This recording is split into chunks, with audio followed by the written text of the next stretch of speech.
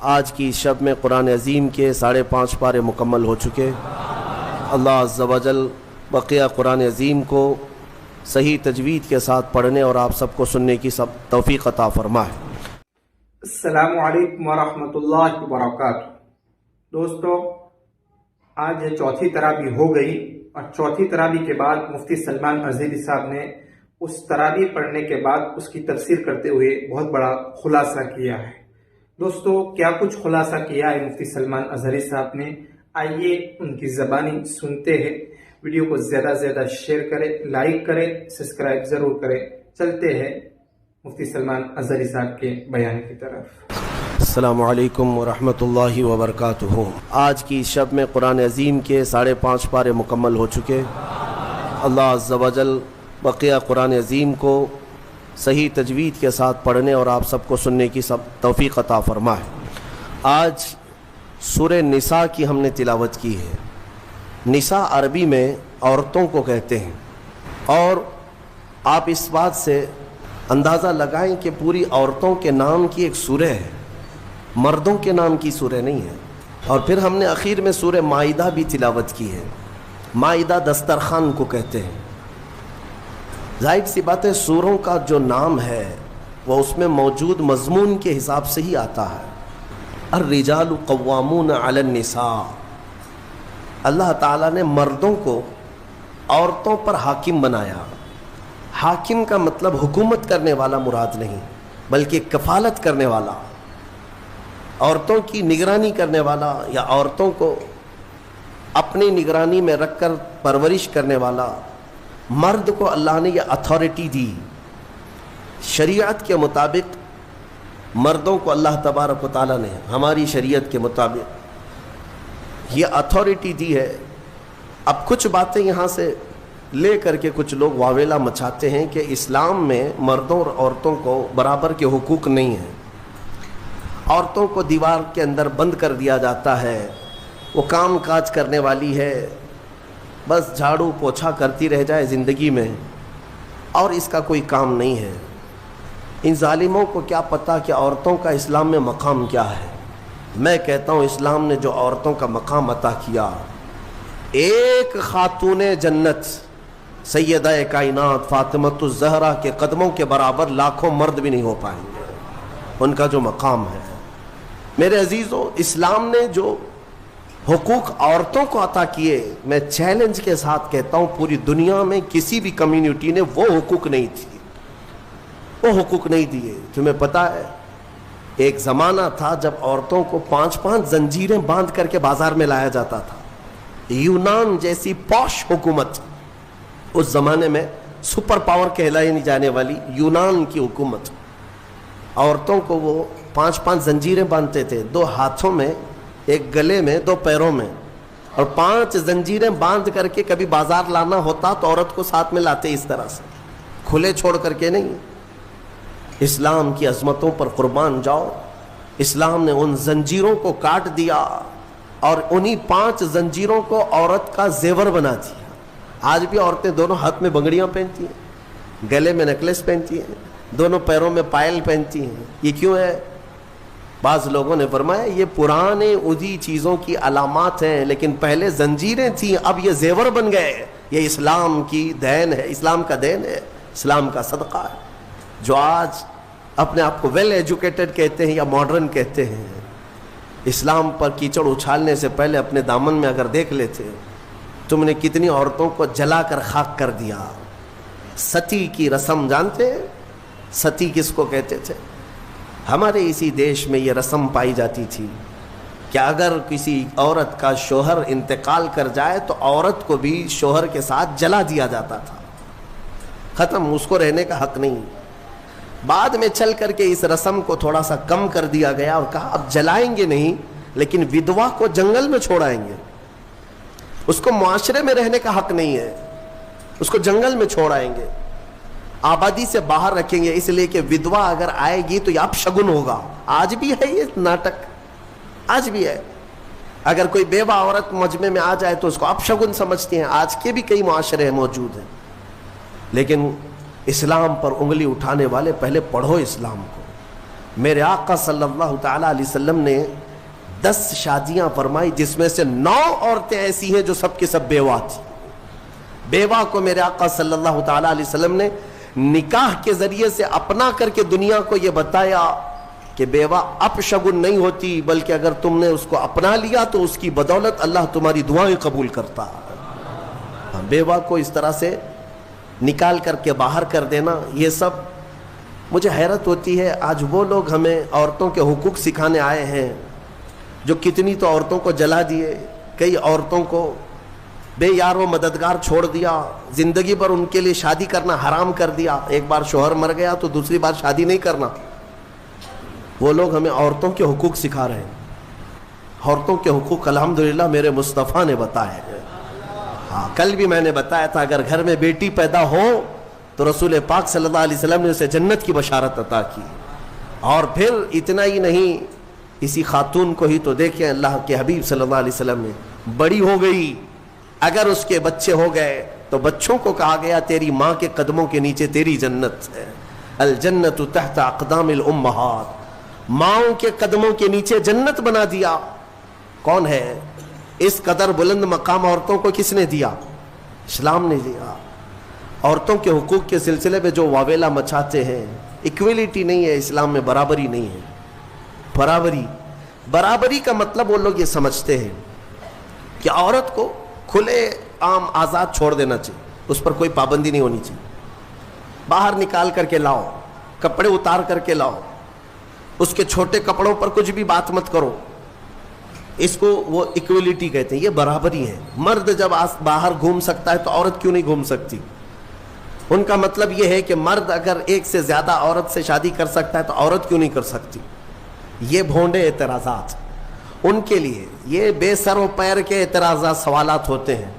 میں ان کو ایک اچھا مشورہ دیتا ہوں، عورتوں سے برابری کرنا ہے، ظاہر سی بات ہے، برابری ہر چیز میں ہونی چاہیے، ہر چیز میں ہونی چاہیے۔ عورتوں کے ساتھ برابری کرنے میں شادی کر لو، 1 سال بچہ وہ جنے گی، دوسرے سال تم بچہ جنو۔ 1 سال وہ حمل کی تکلیف اٹھائے گی، دوسرے سال تم حمل کی تکلیف اٹھاؤ۔ بھائی ساری تکلیفیں عورت کو ہی کیوں؟ ہو سکتا ہے یہ پاسبل ہے؟ تو تمہیں پتا ہونا چاہیے کہ ہر مخلوق کی اللہ نے کچھ خصوصیات رکھی ہیں۔ مرد کی اپنی خصوصیات ہے، عورت کی اپنی خصوصیات ہے، ان کی بناوٹ میں بھی اللہ تبارک و تعالیٰ نے فرق رکھا ہے۔ مرد کے ہاتھ عورت کے ہاتھ کی طرح نہیں، مرد کا جسم عورت کے جسم کی طرح نہیں، ساری چیزوں میں فرق موجود ہے۔ اسی لیے قرآن نے مردوں کو کمانے کا حکم دیا اور عورت کو امور خانہ داری اور بچوں کی تربیت کا حکم دیا۔ جس کی جیسی کیٹیگری ہے ویسے اسلام نے حکم دیا۔ اس چیز کو لے کر کے یہ اسلام پر اعتراضات کرتے ہیں۔ آج پاکستان کی سڑکوں پر کچھ عورتیں بینر لے کر کے اتری اور اس بینر پر یہ لکھا ہوا ہے کہ میرا جسم میری مرضی، کہ ہمیں آزاد چھوڑ دیا جائے۔ 4 دیواری ہمارا گھر نہیں ہے، پوری دنیا ہماری ہے۔ یہ وہ جانور عورتیں ہیں جنہیں جنگل چاہیے، جنگلیوں کی طرح سے وہ زندگی جینا چاہتی ہیں۔ یہ سارے خیالات کس نے ان کے ذہنوں میں ڈالے؟ یہ وہی دنیا جو ہمارے معاشرے کو تباہ و برباد کرنا چاہتی ہے۔ میں اپنی بچیوں سے کہنا چاہتا ہوں، ان کے میٹھے چپڑے نعروں میں مت آنا، یہ تمہیں کہیں کا نہیں چھوڑیں گے۔ توجہ چاہتا ہوں، اگر کسی نے طلاق دے دیا تو اس کی عدت کیا ہے؟ وہ عورت دوسرے مرد سے اگر نکاح کرنا چاہے تو کب کرے گی؟ ادھر فوراً زید نے طلاق دے دیا، دوسرے دن دوسرا شادی کر سکتا ہے؟ عدت ہے نا، آپ کو پتا ہے عدت کیا ہے؟ یہ عدت کیا ہے؟ 3 بار عورت کی ماہواری آ جائے، طلاق کے بعد 3 بار عورت کا حیض آ کر ختم ہو چکا ہو، 3 بار حیض آیا اور 3 بار وہ پاک ہوئی، تب اس کی عدت ختم ہو گئی، اب وہ چاہے تو کسی اور سے نکاح کر سکتی۔ یہ طریقہ ہے شریعت اسلامیہ میں۔ یہ کیوں رکھا گیا؟ ایک دانشور ہے، بڑا پڑھا لکھا آدمی ہے، لیکن اسلام سے اس کا تعلق تو نہیں، مسلمان نہیں ہے، اس نے کہا مجھے اس بات پر بہت حیرت ہوئی جب میں نے یہ دیکھا عدت کا کیا مسئلہ ہے اس میں، کیوں رکھا گیا؟ تو اس نے کہا کہ سائنس کے اعتبار سے میں نے پوری جانچ پڑتال کر کے دیکھ لیا کہ اگر عورت پہلے والے شوہر کے ساتھ کچھ راتیں بھی گزاری ہو، کچھ راتیں گزاری اور اس کے بعد پہلے شوہر نے طلاق دے دیا، تو پہلے شوہر کا نطفہ اگر عورت کے جسم کے اندر موجود ہے تو وہ کب تک باقی رہتا ہے؟ تو سائنس کہتی ہے 3 بار عورت کو اگر ماہواری آ گئی تو پہلے والا سارا نطفہ پاک ہو چکا ہوتا ہے، پہلے والے کا کچھ بھی ذرہ بھی باقی نہیں رہتا، اب وہ پوری مکمل کلین ہے، تب جا کر کے وہ دوسرے شوہر کے لیے تیار ہے، دوسرا نکاح کر سکتی ہے۔ میرے عزیزو، یہ میں نہیں کہتا، غیروں نے جو پڑھا ہے وہ کہتے ہیں کہ اسلام نے یہ عدت کا جو نظام رکھا ہے وہ صرف اس لیے کہ آنے والا بچہ اس کے نسب میں کوئی اختلاط نہ ہونے پائے، نسب میں کوئی اختلاط نہ ہونے پائے، عورتوں کی بھی حفاظت اور بچوں کی بھی حفاظت۔ الحمدللہ مجھے فخر ہے اس بات پر کہ دین اسلام نے یہ پاکیزہ نظام رکھا ہے، پاکیزہ نظام۔ آپ کو پتا ہے آج دنیا یہ سارا نظام درہم برہم کرنا چاہتی ہے۔ میں 2 سال قبل شاید یا 3 سال قبل کی بات ہے، شب قدر میں نے اس کو عرض کیا تھا، پورا نظام جو یہ معاشرتی جو نظام ہے، ازدواجی جو نظام ہے، اس کو مار ڈالا ہے یورپ کے کئی کلچرز نے۔ کیا کیا جانتے؟ مردوں کو خود اپنے ہاتھوں سے تسکین حاصل کرنے کے طریقے سکھا دیے کہ عورت کی ضرورت ہی نہ پیش آئے، اپنے ہاتھوں سے شہوت کو پورا کر لو، خواہشات پوری کر لو۔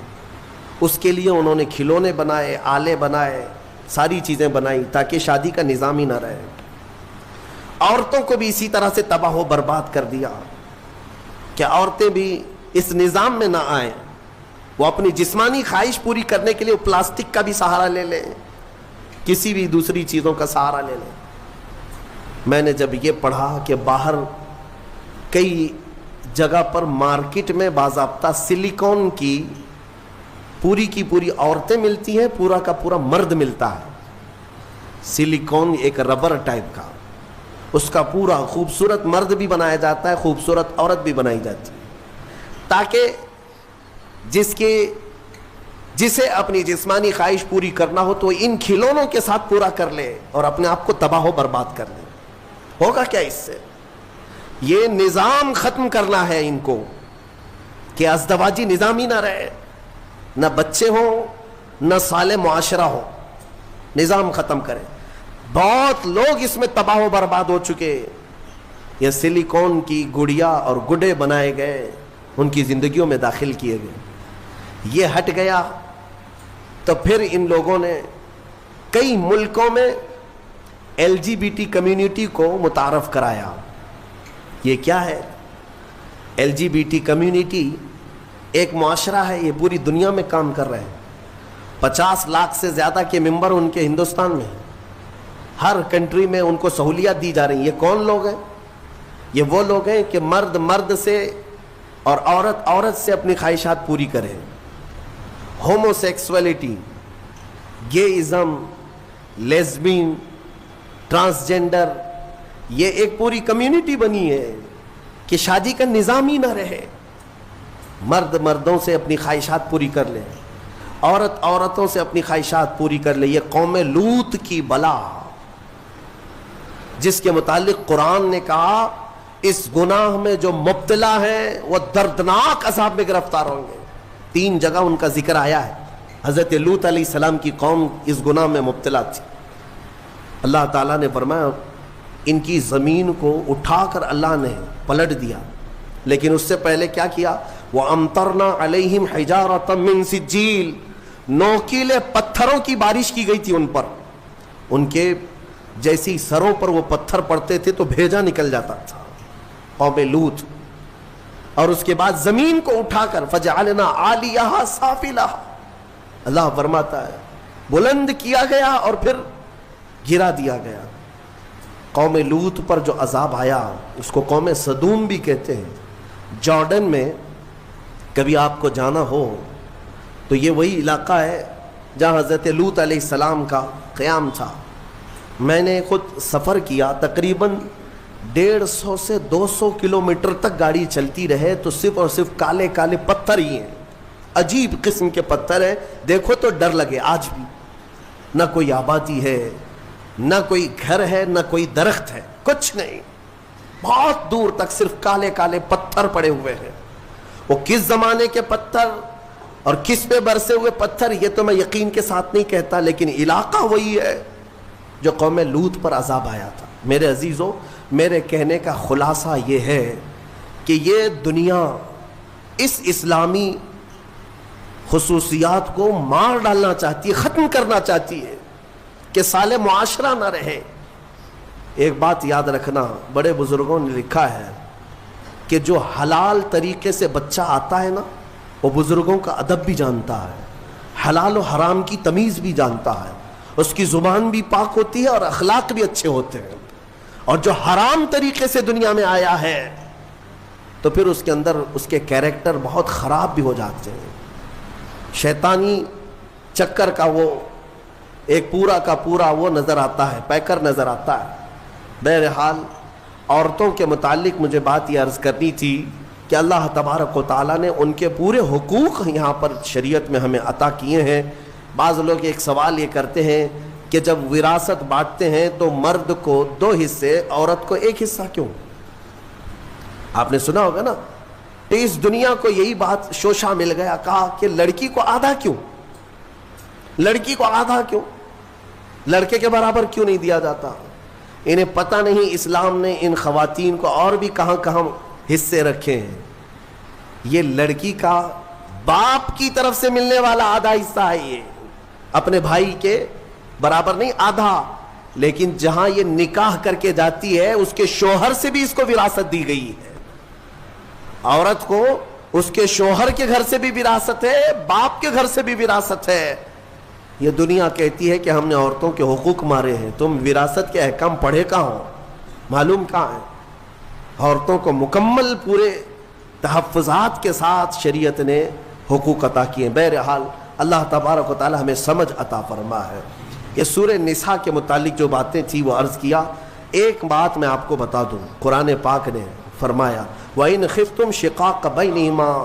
اکثر ایسا ہوتا ہے کہ شوہر بیوی میں جھگڑے ہوتے ہیں, اور ان جھگڑوں کا ذکر قرآن میں جب آیا ہے کہ اگر تمہیں خوف لگتا ہے کہ دونوں میں نہیں نبھ پائے گا, دونوں جم نہیں رہی ہے, شوہر کی بیوی کے ساتھ, بیوی کی شوہر کے ساتھ, کئی زندگیاں ایسی ہیں روز لڑائیاں, روز جھگڑے, یا پھر آگے نہیں چلنے جیسی صورت بنتی ہے, تو کیا کرے؟ اللہ فرماتا ہے فَبْعَثُوا حَكَمًا مِّنْ أَهْلِهِ وَحَكَمًا مِّنْ أَهْلِهَا. اللہ تعالیٰ نے فرمایا عورت کی طرف سے ایک سمجھ بوجھ رکھنے والا آدمی آئے اور مرد کی طرف سے بھی ایک سمجھ بوجھ رکھنے والا آدمی آئے. إِن يُرِيدَ إِصْلَاحًا يُوَفِّقِ اللَّهُ بَيْنَهُمَا. اگر دونوں خاندانوں سے ایک ایک آدمی بیٹھ گیا اور ان دونوں کی نیت اصلاح کی ہے تو رب فرماتا ہے اللہ ان کے دلوں میں محبت پیدا کرے. ہاں, یہاں تو لڑکی کی اماں پہلے سے بیٹھی ہوئے نہیں, طلاق ہی چاہیے, میری بیٹی کو واپس بھیجو گھر. اصلاح کی نیت کا ہے. شوہر اور بیوی دونوں کو قرآن نے کہا ہن لباس لکم وانتم لباس لہن. عورتیں تمہارے لیے لباس ہے اور تم عورتوں کا لباس. لباس سمجھتے ہیں نا کیوں پہنا جاتا ہے؟ لباس بدن چھپانے کے لیے پہنتے ہیں, ٹھنڈی گرمی سے بچنے کے لیے پہنتے ہیں. تو تم عورتوں کا لباس ہو, اس کا مطلب یہ ہے کہ عورتوں کے عیبوں کو تم چھپاؤ گے اور تمہارے عیبوں کو عورتیں چھپائیں گے, ایک دوسرے کے عیب کو باہر نہیں نکالے. اور اسی طرح عورتوں کی تکلیف آئے تو تم سہارا بن کر کھڑے ہو جاؤ, اور مرد کی تکلیف آئے تو عورت سہارا بن کر کھڑی ہو جائے. ماں خدیجۃ الکبریٰ رضی اللہ تعالی عنہا کی زندگی کو دیکھیں. حضور پاک صلی اللہ تعالی علیہ وسلم سے جو وفا تھی, محبت تھی. اللہ حضور غار ہرا سے جب اترتے, دوپہر کا وقت ہو, غار ہرا 3000 فٹ اونچا پہاڑ ہے. حضرت خدیجہ اپنے گھر سے باہر آنگن میں کھڑی ہوتی تھی. گزرنے والے کہتے خدیجہ حضور پاک صلی اللہ تعالیٰ علیہ وسلم تیرے شوہر آ رہے ہیں, ابھی وقت لگے گا, جب تک تو چھاؤں میں بیٹھ جا, حضرت خدیجہ کہتی ہے میرا دل گوارا نہیں کرتا میرے سرتاج دھوپ میں اتر رہے اور میں چھاؤں میں بیٹھی رہوں.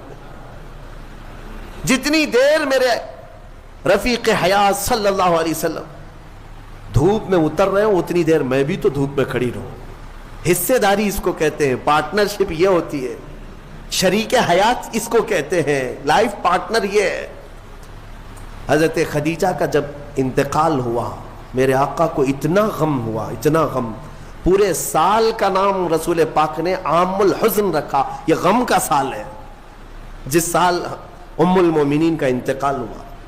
اور وہ عجیب لمحہ تھا جب سیدہ کائنات فاطمۃ الزہرا سلام اللہ علیہا حضور کی بارگاہ میں تھیں. چھوٹی عمر تھی جب حضرت خدیجہ کا انتقال ہوا, حضرت فاطمہ بہت چھوٹی تھی. حضور پاک صلی اللہ علیہ وسلم نے بلایا, حضرت فاطمہ سے محبت کیا اور کہا فاطمہ تیری ماں کے انتقال سے پہلے تیری ماں نے کچھ کہا تھا, کوئی خاص بات جو مجھے نہ کہی؟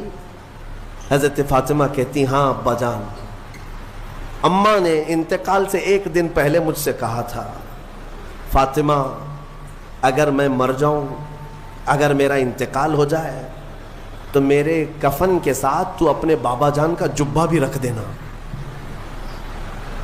اپنے بابا جان کا جبہ میرے کفن کے ساتھ رکھ دینا, میری قبر میں رکھ دینا.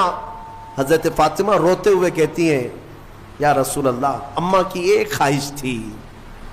حضور اکرم صلی اللہ تعالی علیہ وسلم کے آنکھوں میں آنسو آ گئے اور میرے آقا نے فرمایا فاطمہ قسم رب ذوالجلال کی تیری ماں نے میرا جبہ ہی پوچھا, قسم رب ذوالجلال کی اگر خدیجہ یہ کہتی تو میں اپنے جسم کی چمڑی بھی اتار کر دیتا, اگر وہ جلد مانگتی تو میں اپنے جسم کی چمڑی بھی اتار کر کے اس کو دیتا. یہ ہے ازدواجی زندگی کی محبت. شوہر بیوی ایک دوسرے کو تان و تشنی کرتے رہے, عورت شوہر کے غیبانہ میں خیانت کرتی رہے, تو یہ کون سے لائف پارٹنر ہیں, کون سے شریک حیات ہے؟ اعتماد کے رشتے کا نام ایک نکاح ہے, اعتماد ہو. شوہر اپنی بیوی پر شک کرتے ہوئے کب تک جی سکتا ہے؟ عورت اپنے مرد پر شک کرتے ہوئے کب تک جی سکتی ہے؟ شک کی دیوار ایسی خطرناک ہے جس کا علاج بھی نہیں بلکہ یہ زندگیاں توڑ دیتی ہیں. لیٹر لے کر کے دو لوگ ہمارے پاس آئے تھے جس پر پورا مضمون تھا کھلا نامہ, کھلا چاہیے, شادی ہو کر 1 سال ہو گیا, کھلا نامہ, اور سب تیار ہے ہمارے سامنے, بس ہمیں گواہ بنا کر سائن لینا ہے. ہم نے جانچ پڑتال کی کہ 1 سال کے اندر ایسا کیا دیکھ لیا کہ کھلا کے لیے آ گئے ایک دوسرے کو, بس کچھ بھی نہیں ہے. عورت جب بھی کچن میں جاتی ہے تو اسے کچھ تکلیف ہوتی ہے, اور ہماری اماں کہتی ہے کہ اس پہ اثرات ہیں, جنات ہیں, اس پہ آسیب ہے, گھر میں کہاں اس کو رکھیں گے. تو میں نے یہی کی بات ہے, مجھے یاد ہے, اس نوجوان سے کہا کہ تمہاری اماں سے پوچھو اگر میں اس کے جنات نکال دوں تو کیا رکھو گے, یہ کھلا ختم کرو گے؟ کہا ٹھیک ہے, کہا میں 40 دن کا ٹائم لیتا ہوں, مجھے وقت دیا جائے میں نکالتا ہوں. تو پھر مسئلہ صرف اتنا تھا وہ جنات کیوں آتے تھے, آسیب کیوں آتے تھے. ہم نے علاج بھی کیا, جو دعا کا علاج ہے وہ اپنی جگہ پر, لیکن جب کسی سے محبت کے ساتھ حقیقی مسئلہ پوچھ لیا جائے تو بتا دیتے ہیں. لڑکی کو کام کرنے آتا نہیں تھا, نئی شادی ہوئی تھی, سیکھا کچھ بھی نہیں تھا, کچن میں جاتی تھی تو ہاں ہوں کرتی تھی کہ کسی طرح سے میں روٹی بنانے سے بچ جاؤں, کچھ تو ہو جائے. لیکن اس کی اس حرکت کی وجہ سے سارے گھر میں لگا کہ جنات ہے اس پہ, آسیب ہے. تنبیہ کیا کہ کام سیکھ لے 1 مہینے کے اندر, کب تک اس طرح ہاں ہوں سے زندگی چلے گی. خلا سے بہتر ہے کہ زندگی محبت کے ساتھ گزرے. ہو سکتا ہے نصیحت کام آ گئی, 1 مہینے کے بعد دونوں واپس آئے اور اس خلا ناموں کو ہمارے سامنے پھاڑ دیا, کہا نہیں دونوں میں اتفاق ہے, ہم رہ سکتے ہیں. آج تک الحمدللہ وہ جوڑا سلامت ہے. اصلاح کی اگر نیت ہو, قرآن کہتا ہے کہ دونوں میں اللہ محبت خود پیدا کرے گا. ازدواجی زندگی ایک چیلنج ہے مردوں کے لیے بھی. میں کہتا ہوں کبھی کبھار شادی کرنے کے بعد جو ہے مرد رکشہ بن جاتا ہے. ہاں 3 ٹائر والا رکشہ ہوتا ہے. رکشے میں 3 ہی ٹائر ہوتے ہیں, ایک طرف ماں ہوتی ہے, ایک طرف بیوی ہوتی ہے. رکشے والے کو معلوم ہونا چاہیے زور سے اگر گھمائے گا تو پلٹی ہوتی ہے, اس کو گھمانا نہیں چاہیے بہت تیزی سے. تیزی سے اگر رکشہ گھمایا تو یا تو ادھر پلٹی ہوگا یا ادھر پلٹی ہوگا. تو اتنی بات یاد رکھو, رکشہ چلانے والوں سے پوچھ لو کیسے گھمانا چاہیے, کیسے چلنا چاہیے. تو آپ بیلنس برقرار رکھو اپنی ماں اور بہنوں میں اور اپنی بیوی میں. آپ کو میں کیا بتاؤں, حضور پاک صلی اللہ تعالی علیہ وسلم کی 10 بیویاں ہیں. میرے آقا نے ان کے درمیان کیسے عدل قائم رکھا. ازدواجی زندگی ایک چیلنج ہے, اور جس نے صبر کر لیا اس پر اجر بھی ہے, اس پر اجر ہے. حضور پاک صلی اللہ تعالی علیہ وسلم کی حدیثوں کا ایک مفہوم یہ بھی ہے کہ عورت ٹیڑھی پسلی سے پیدا کی گئی, اسے تم پورا سیدھا کرنے کی کوشش نہ کرو ورنہ یہ ٹوٹ جائے گی. تم اسے فرشتہ دیکھنا چاہتے ہو, عورت کو ہر مرد یہ چاہتا ہے اتنی پاک ہونا چاہیے, اتنی پاک ہونا چاہیے, خود ناپاک رہے چلے گا. عورت بھی انسان ہے, اس کو اسی اعتبار سے رکھا جائے. وہ جس قدر تمہاری فرمان بردار ہے بہت ٹھیک ہے. اچھا, اور ایک حدیث میں آپ کو بتاؤں, دنیا میں اگر اللہ تبارک و تعالیٰ نے دنیاوی نعمتوں میں سب سے اچھی نعمت اگر کسی کو دیا تو وہ کیا ہے؟ بڑا گھر کسی کو ملا, نعمت ہے. دولت ملی, وہ بھی نعمت ہے. اولاد ملی, وہ بھی نعمت ہے. لیکن میرے آقا نے فرمایا اگر کسی کو نیک بیوی مل گئی تو اللہ کی سب سے بڑی نعمت ملی ہے. آدھی دنیا اس کو مل گئی, آدھی دنیا. اور اگر نیک نہیں ملی تو آدھی جہنم تو یہی ہو گئی ہے. ہاں, سارا کا سارا اس کا نظام ٹھپ ہو جاتا ہے. ایک حکیم صاحب کے بارے میں نے پڑھا تھا, وہ آپ کو بھی میں بتا دوں. اکثر گھروں میں جو جھگڑوں کی ابتدا ہوتی ہے یہ زبان کی, عورتوں کی زبان کینچی کی طرح چلتی رہتی ہے. وہ کچھ عورتیں یہ عہد کر کے بیٹھی ہیں کہ جواب تو دینا ہی ہے, جواب تو دینا ہی ہے, چپ کیوں رہے. شوہر بولتا ہے تو کچھ تو جواب دینا ہے. شام میں آتا ہے تھکا ہارا, کچھ بھی 19-20 ہوا تو جھگڑے شروع ہوئے. دن بھر جو ٹریننگ ملی ہے اماں کے طرف سے, فون میں پورا سب ٹریننگ لے چکی ہے, شام میں جو ہے کیا کیا بولنا ہے وہ سب پتہ ہے. اسی لیے میں اپنی بچیوں سے کہتا ہوں اگر نکاح کے بعد سسرال میں جا چکی تو اسی کو اپنا گھر سمجھ لو. تمہارے شوہر کے ماں باپ تمہارے ماں باپ ہیں, تمہارے شوہر کی بہنیں اور بھائی تمہارے بھائی بہنیں ہیں. اس کے بعد ایک مٹھاس تو محسوس کرو گے. ایک حکیم صاحب کے بارے میں, شوہر بیوی بہت لڑ رہے تھے, جہنم بن گئی زندگی. اس نے آ کر کے کہا کہ جتنا پیسہ لگتا ہے لے لیجئے, میرا علاج کر دیجئے. اس عورت کا کام مہنگا ہے, علاج 40 دن کا کورس ہے, میں دوائی بناتا ہوں اور پھر دونوں کو بھی دیتا ہوں. اگر دوسری نہیں لے تو کم سے کم تو لے لے, 40,000 کا خرچہ بھی ہے. کہا چلے گا, اس کی زبان سے تو بہتر ہے 40,000 خرچہ کر لوں. انہوں نے کہا ٹھیک ہے, میں دوا بناتا ہوں اور اس کے بعد اس کا طریقہ استعمال کا بھی بتاتا ہوں. دوسرے دن وہ پیسے بھی بھر دیا ایڈوانس. انہوں نے دوا بھی بنا کر رکھی, گولیاں تھیں جڑی بوٹیوں کی. کہا کہ 2 گولیاں روزانہ رات کو لینا ہے, شوہر بیوی کے تعلقات صحیح کرنے کے لیے, جھگڑے صحیح کرنے کے لیے. وہ نہیں کہہ رہا ہوں کہ میں معجون لینا ہے, یہ الگ ہے. جھگڑا نہ ہونے کے لیے بھی دوا دے رہے تھے حکیم صاحب. تو اس کا طریقہ یہ تھا کہ منہ میں گولی رکھ کر 1 گھنٹہ تک چوسنا ہے اور خاموش رہنا ہے جیسے گھر میں جائے. تو ان کو طریقہ دے دیا, 2 گولیاں یہ جیسی رات کو گھر جاتے ہیں منہ میں رکھ کے بیٹھے رہتے ہیں. خاتون آگ بگولا رہتی, اتنا لیٹ, سب کی فکر ہے ہماری ہی نہیں ہے.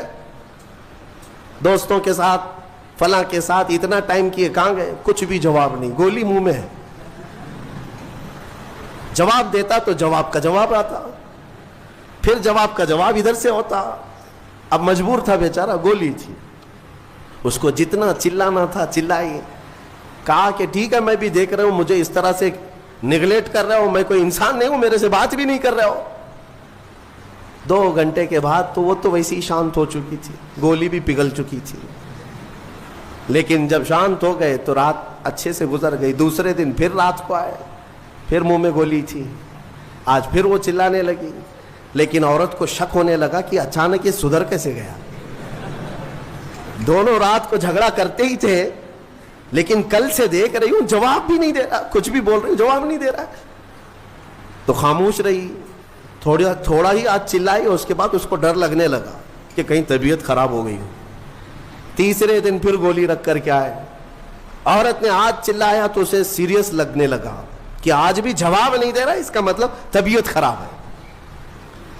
قریب آئی اور کہا ارے میرے سرتاج بتاؤ تو صحیح, کیا تکلیف ہے آپ کو؟ 2 دن سے بالکل منہ چھپ کر کے بیٹھے ہو گھر میں, رونق ختم ہو گئی گھر کی, کچھ تو بولو.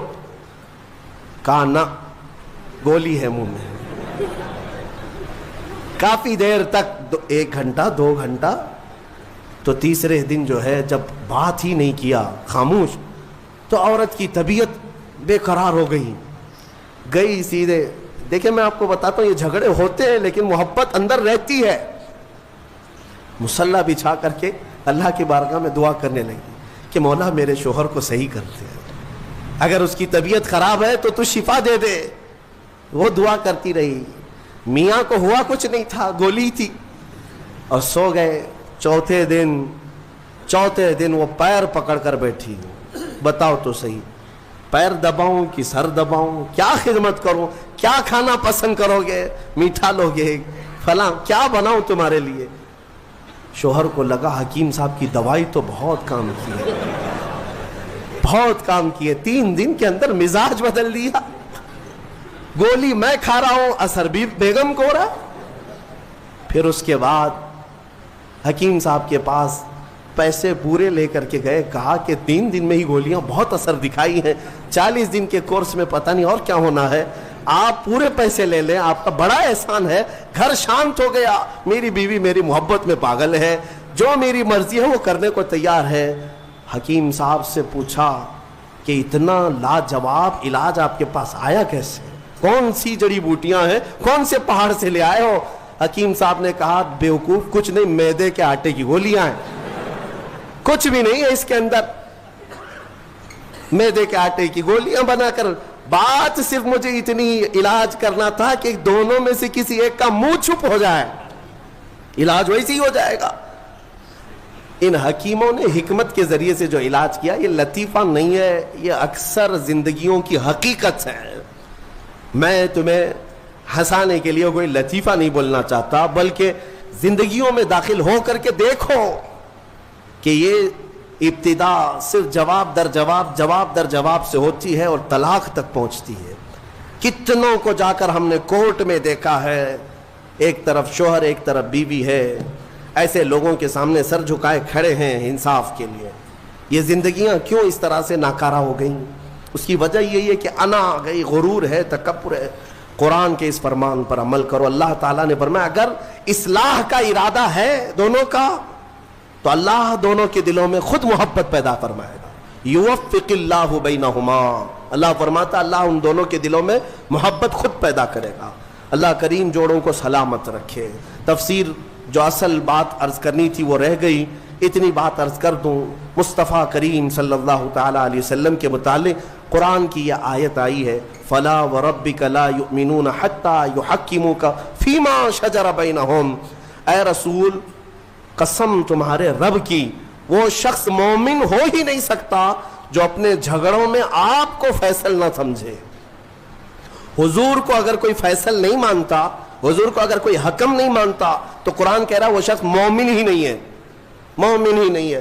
کئی لوگوں کو ایسے ہم نے دیکھا ہے, کہتے ہیں ایسی ہم شریعت نہیں مانتے, ہاں ہم یہ حدیث قرآن نہیں مانتے. نعوذ باللہ, یہ جملہ کفریہ ہے, کافر ہو گئے, اسلام سے نکل گئے کسی نے اگر ایسا کہا.